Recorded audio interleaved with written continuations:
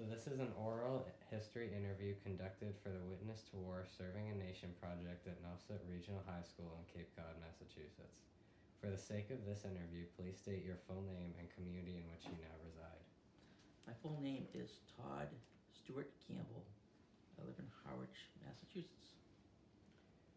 Where and when were you born? I was born in Hyannis, Massachusetts, March 26, 1966.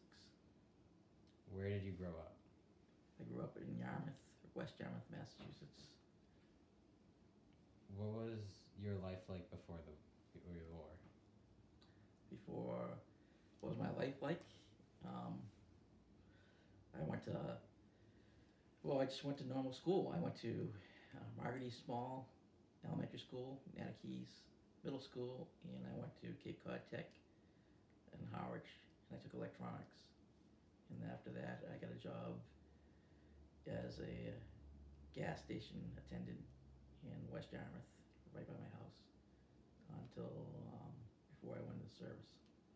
And I went into service on January 3rd, 1985. I left Boston. It was 27 degrees, and I went to boot camp in Orlando. And I landed in Orlando. It was 67 degrees, so it was a good time to go in January. So. When you were younger, what did you want to do when you grew up? Did you ever expect to join the military? Actually, I play guitar, so I always thought about maybe going to a band. But my first paying gig was I was paid not to play because my brother didn't like my playing. So that kind of put a shot of guitar. But it was a good idea. I'm like, hey, if you get paid not to play, that would be a great job for guitar. But getting paid to play is a lot harder. So, but that was my theme. Then I stayed in the electronics field, and I went in the Navy as an electronics technician because I went to Cape Cod Tech and learned electronics, and that helped. How old were you when you joined? I was 18 years old. What was your family's reaction to you joining and being part of the military? My brother was in the military, one of my brothers, and my father supported it. What was your incentive for joining the military? Education, job training, benefits, basically for that. So. What was the process of joining like? The process of joining was basically. A bunch of my friends were also interested in the military. One of them was trying to become a pilot, and one of them went into the nuclear program, which is a high dropout rate. He didn't make it through. But basically, you go in and you visit with a recruiter. He asks you your goals and what jobs are you interested in. Then you take a test. It's an ASVAB test, and it tells you what your strong suits are. So for like an SAT, depending on your scores and what fields, and they make recommendations on your test scores. And so, of course, since I already had experience in electronics in that type of area, I did well in that field. So. What branch of the military were you in? I was in the Navy. What made you choose the Navy over other branches? I wasn't very fond of camping, so I figured when you're on a ship, you always have a place to stay, basically. So. What conflict were you part of? I was in. Basically, it was Iran and Iraq were at war, and we had escort duty to escort American and Allied ships between the war zone. So I was in the early Persian Gulf. Time when the Stark got hit by a mine and stuff like that. So it was considered like a police action. So. What years did you serve? I served from January 3rd, 1985 to January 3rd, 1988 active duty. But I stayed in the reserves and served in the reserves for 23 more years. So I have 25 years total in. Was anybody in your family a past military member? If so, what did they do? My brother was in the Marines for 3 years, and my father was in the Army when he was younger for 4 years. Can you describe the training you did initially joining? I went to boot camp in Orlando, and it was just basically boot camp is designed if you're heavy to lose weight, if you're skinny to try to put on weight. It's just exercise and see if you can follow instructions. And they try to put pressure on you just to see how you handle it. Actually, when I joined, they were just, before I joined, the instructors were allowed, the drill instructors were allowed to physically make contact with you. But as I was joining, they changed the rules. So they could yell at you and get in your face, but they weren't, while I was in, they weren't allowed to touch you anymore because they used to intimidate you. So that was part of their training before. But when I was in, they changed that partially when I was in. So it was interesting, put it that way. So there was 80 people in my class that joined, and by the time I graduated, we were down to, I believe, 38. So. Did you have any athletic background that helped you in training? Before I joined, I did exercise, and because it was highly recommended by the person, a couple of my friends that went in earlier, and my brother, he's told me that because he was in the Marines to start training a little bit to help. But I played soccer, so I played some sports. So.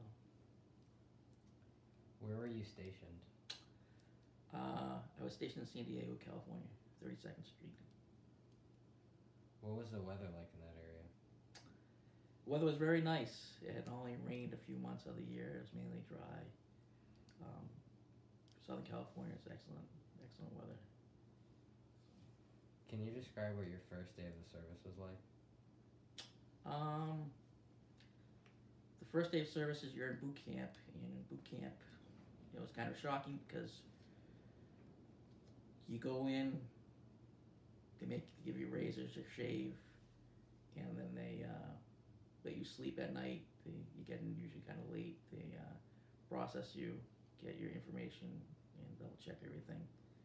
And then they go to bed, and then they wake you up at usually like 4:30, 5 o'clock in the morning, and then you start your indoctrination.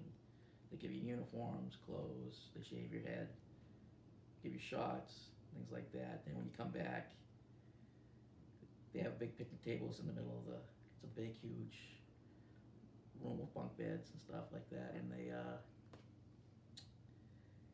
you're sitting at the table, and the drill instructor comes in and he goes, "What are you doing? What are you sitting on the table? You haven't earned the right to sit on down." And they make you sit on the floor. And every time, you have to start following instructions. And every time you do something as a group, you get privileges. So if you want to sit and write a letter, if you want to sit on the table, you have to earn that right. So it takes a couple of days for you to sit on a table back then. So it's like, and then they try to get you to march all together. Basically, it's just to see if everybody can get in step with each other, just march, just group things, see if everybody can follow instructions, so. What was a typical day like in combat? In ours, we were escort duties for basically oil tankers. So we had an extra group of what's called a Stinger missile group, which is handheld missile people that just were special trained when they came out of boot camp. My job was electronic technician. I worked on R1051s and TA27 HF communications. My job was just to make sure the radios are kept up. And then to help with filtration. Being in the Middle East, there's a lot of sand and stuff like that, and the ships have vents, and we had to put extra foam in front of them, so we had to change the filters out. The ship was a steam turbine, so it was important just for the air system inside the ship to get cold air down to the engine room and stuff like that. Keep everything good was change filters, so we did that a lot. just keep busy with maintenance. It was because of the sand and the dust and everything blowing around. It was important just to keep everything functioning properly. So it was heavy on maintenance. They kept you busy basically. So. Were there ever times that you saw other enemies? Yes. What we did was the Persian Gulf was very busy. There was all different nations there protecting their interest. So we'd see Iraqi planes in the distance. They'd come and check on us, see what we're doing. Russian planes, NATO planes on our side. That's about the extent of it. Patrol boats, very far in the distance. They didn't get too close to us because we'd warn them. But that was the extent of us, because they didn't want to get. Basically, we weren't fully in. We were there to protect our interests. Basically, that was it. There were small attacks, but there was nothing big when we were there. Luckily, I mean, I'm not sure if you look at history, you can see the Stark was a ship. One of our ships got mined and stuff. That was what happened right after. Oh, just after we didn't even get back yet. That was happened right after we left the Gulf. So. What were living situations like? Well, we lived on a ship, so it was pretty good. You had 3 meals a day, and you had your own sleeping quarters. So. When you were stationed, what did you enjoy to do in your downtime? When I was back in the home port, San Diego, I went to Balboa Park and Horton Plaza. Those places. San Diego is very scenic. They have a lot of beaches, Mission Beach and stuff like that. And just enjoy the benefits of being in San Diego. How often did you have downtime? The ship was a normal work schedule. It's almost like a normal job. So,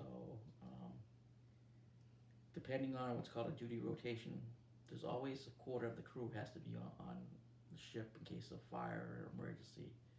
So basically, you worked as a job, but on the 4th day, or depending on how they broke it up, if you were in home port for a long time, there's sometimes extended to 5.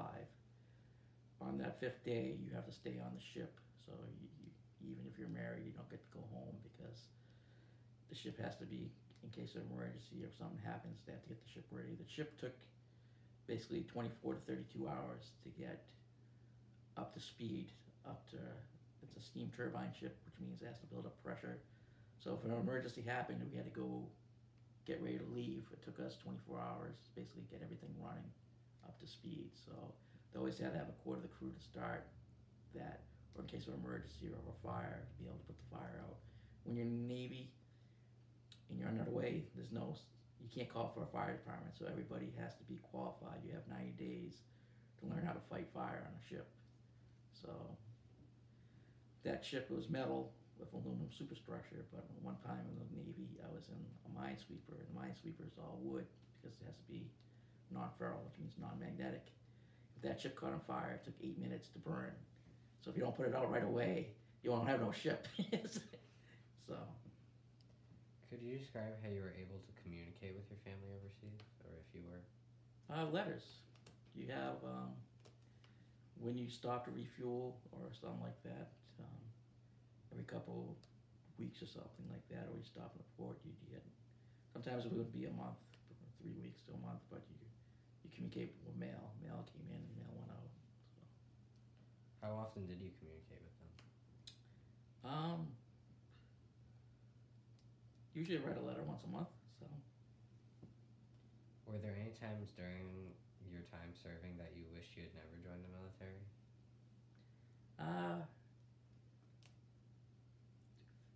Maybe a few, but it is, there's a lot of stupid stuff. Like there's inspections and sometimes they get carried away. I remember one guy is just, they want things a certain way, and sometimes it got crazy. It's like you stand up, you have to have a uniform fully pressed, it has to be perfectly cleaned, it has to be, everything's folded a certain way, and you think do a good job, and they don't like your nose hair, it's too long. It's like, I'm like, trim my nose hair, okay, stuff like that. The stupid stuff that makes you wonder, like, nose hair, come on, like, how is important is that? But like I said, fighting fires though, everything has a reason. When I first joined the Navy, we were allowed to have beards, and they changed that because, like I said, when you're in the Navy, you have to learn how to fight fire, and they have OEAs, oxygen breathing apparatus, in which they make their own oxygen.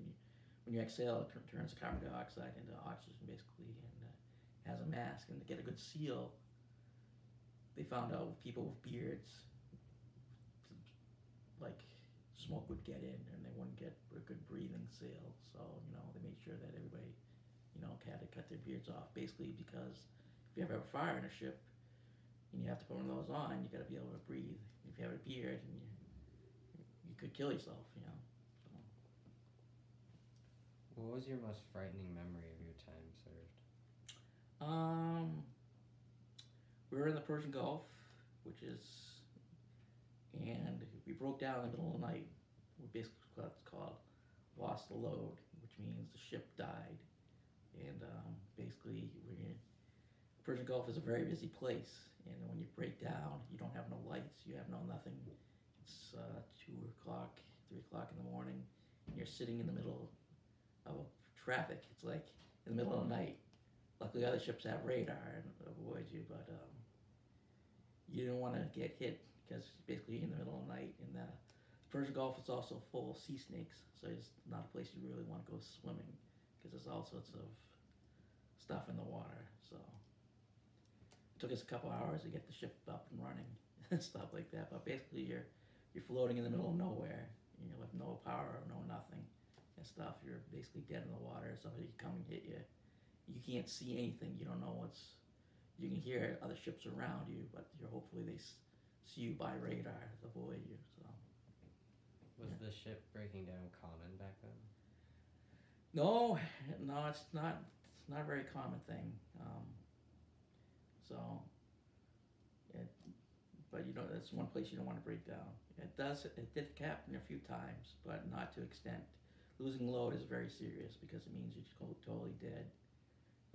We had EVAPs break down, and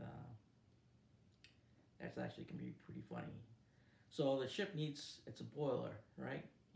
Boils water. And obviously you don't want to use salt water because it corrodes. So what they have is they take in seawater and they evaporate it and they condense it.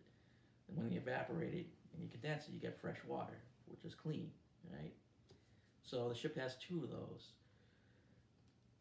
The engines are steam turbines, which means they need a lot of water to create pressure, which turns turbines, which turns the engine and turns electricity. Also, the other fresh water is used for cooking, showers, laundry, stuff like that. And then people. People are usually one of the last things that the ship uses the fresh water for. So, a funny thing that happened to us was before we went to the Persian Gulf, we were doing tests, and we went to Hawaii, to Pearl Harbor, and one of the EVAPs broke down, so we had one running it. So we had enough water to run the engines and cooking. Laundry and people were put aside. So after 3 or 4 days inside a hot ship, everybody stinks and it smells really bad. So we were a day out of Hawaii, and luckily it's warm out and it was raining out. So the captain decided that the crew needs a shower. So he tells everybody that's not on duty to go out bring soap and take a shower in the rain. So a lot of people were on deck taking a shower in the rain and washing themselves. Some of them weren't wearing clothes. Some of them were wearing bathing suits and stuff like that. But so of course Hawaii has cruise ships, so all of a sudden the message like everybody run back inside. There's a cruise ship right outside. So you don't want to see a bunch of naked guys on a ship when a cruise ship goes by. So what event had the most impact on you? What did the most impact?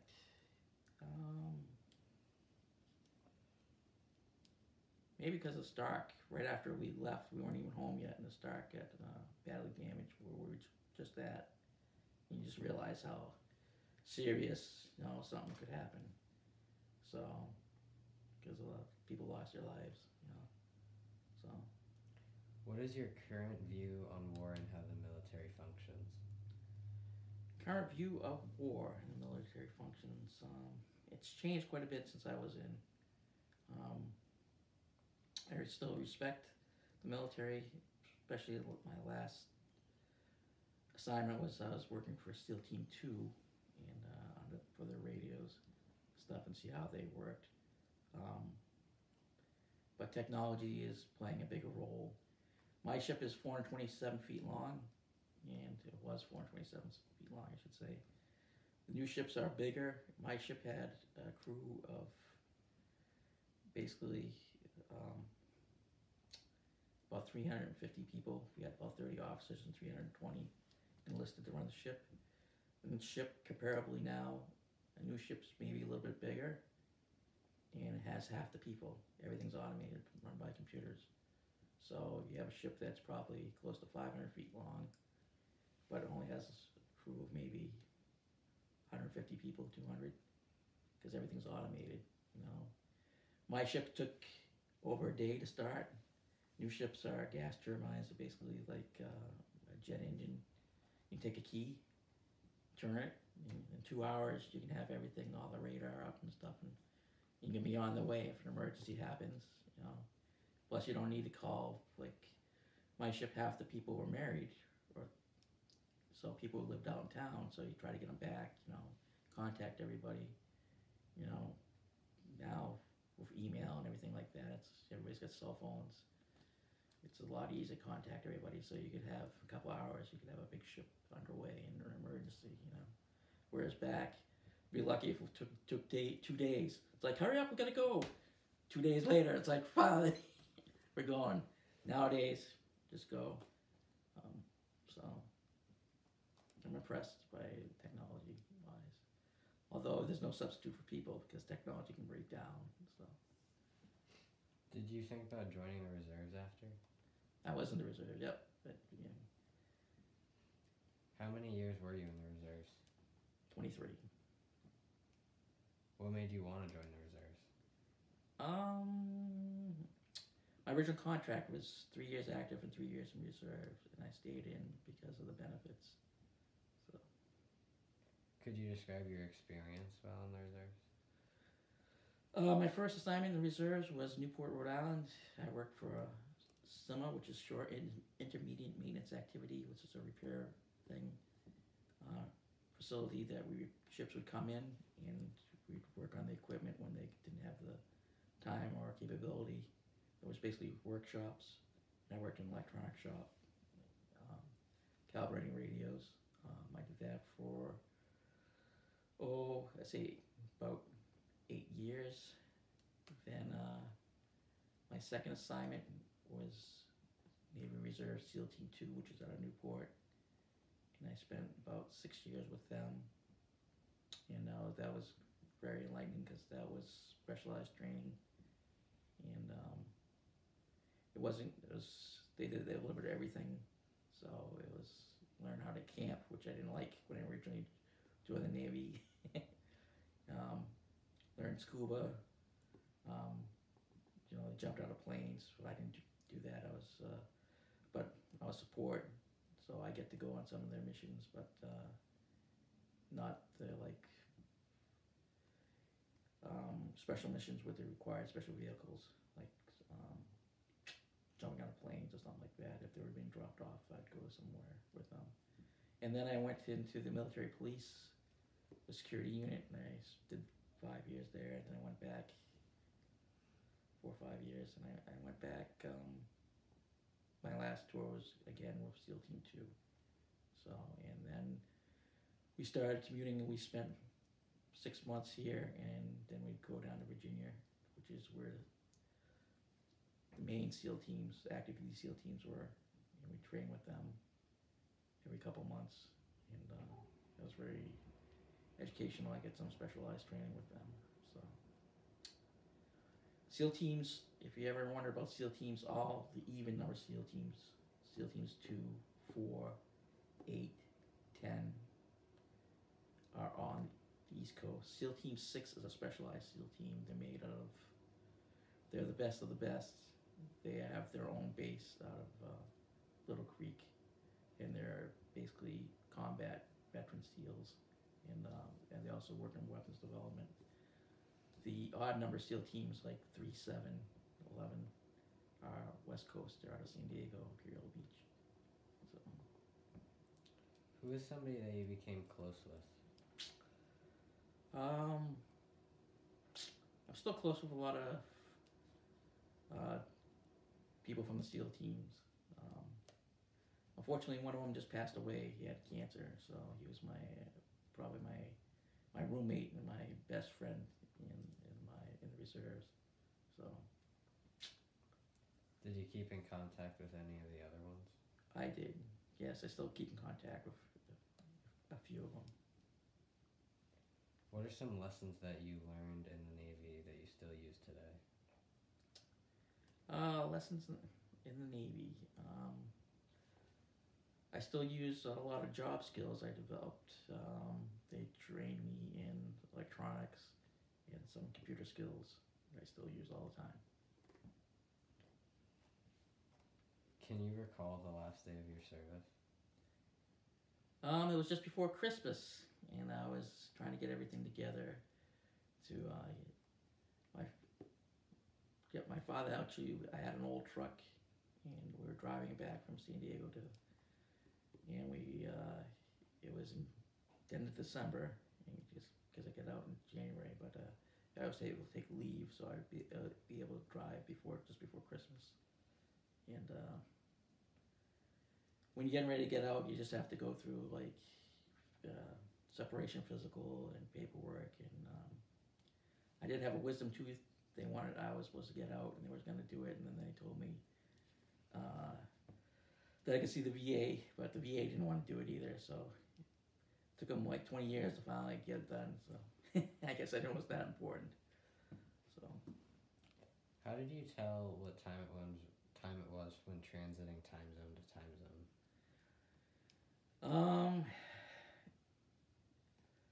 If you ever listen to 99.9, I believe it is, or 104.7, you ever hear on the hour, they ring bells? Those are ship's bells. And the way ship's time works is 12 o'clock every hour is 2 bells. So the ship would ring at certain times, it would ring bells. And basically what the bells are, it's a tradition that is, the Navy watch is usually 4 hours. So every 4 hours is 8 bells.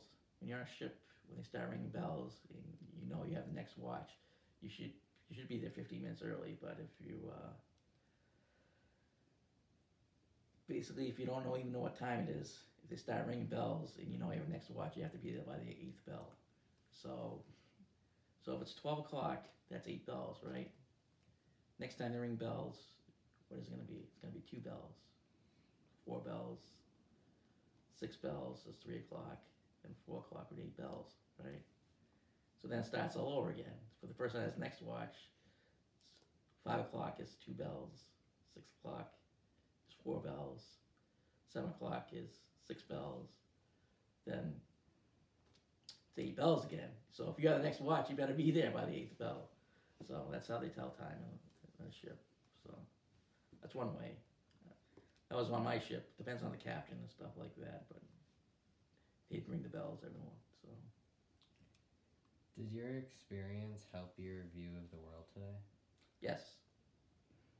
So it was because I get to go to foreign countries and see how way different people's lived. And we stopped the Philippines to see different countries. I went to Colombo, Sri Lanka, India, American Samoa, Pago Pago, Fujairah, United Arab Emirates. See different countries, how to see people live. It enlightens your views. On the way back after the tour, we stopped in Australia, so get to see, different things. So. Would you ever go back into the Navy, and if so, why? Would I go back? I think, but not at my age. It's good to do it while young, but now you're married and have a family, you want to stay with your family. So when you're young and single and you don't have the obligations, it's good to experience, and it's good to see different things, and not stuck in the same spot. You're not living on one area. It's good to venture out and see how other people live and see other parts of the country. So. Why did you move or come back to Cape Cod? I came back because when I got out, my grandmother was ill, and my family she had to have this constant care. So somebody between my brothers and sisters and my mother and father, we all took turns taking care of her. So. What would you say if someone told you that they were thinking of joining the military, and what kind of advice would you give them? I would say if you want the best training, all of it's good, but the most job-like is the Air Force or the Navy. But if you're more of a adventurous, then you go to the Army or the Marines and stuff. How would you feel when you think back of the memories of your time serving? Most of the memories are good. So it was enlightening. It was a good experience, and I would tell people who are thinking about it to definitely look into it. Thank you for your time. We really appreciate it. Thank you. You're welcome.